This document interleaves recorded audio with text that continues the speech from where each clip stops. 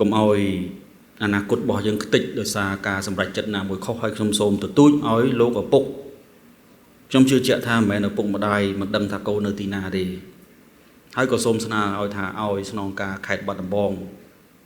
រៀង active បន្តិចរឿងហ្នឹងមិនមែនមនុស្សស្លាប់ម្នាក់ពីរនាក់ទេឲ្យចេញបកស្រាយផងគណៈស្នងការក៏ដូចគ្នាអ្នកនាំពាក្យ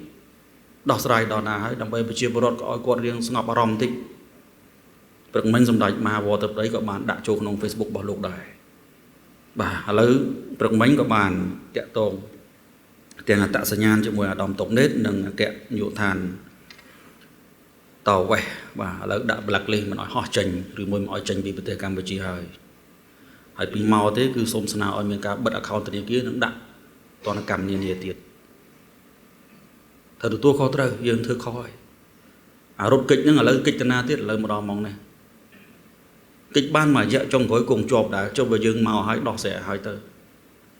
ហើយក៏សូមឲ្យទទូចបាទឪពុកម្ដាយខ្ញុំដឹងថាតង់យើងតង់គេក្នុងនាមឪពុកម្ដាយណាគេមិនស្រឡាញ់កូនខ្ញុំក៏ដូចគ្នាអាដាមលោកជំទាវនៅទីនេះមានកូនមានចៅស្រឡាញ់ដូចគ្នាចុះ6នាក់នោះគេអត់ស្រឡាញ់កូនចៅរបស់គេក្រុមគ្រួសារគេទេឥឡូវយើងវាទៅអញ្ចឹងហើយទៅចូលរួមដោះស្រាយពិតអ្នកគាត់អ្នកបញ្ជាចកោតមិនបញ្ជារឿងមួយប៉ុន្តែមកដោះស្រាយ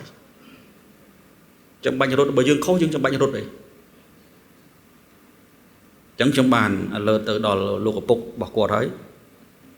ចូលរួមដោះស្រាយបើអត់ដោះទេអាហ្នឹងខ្ញុំសូមអបិទទោសហើយ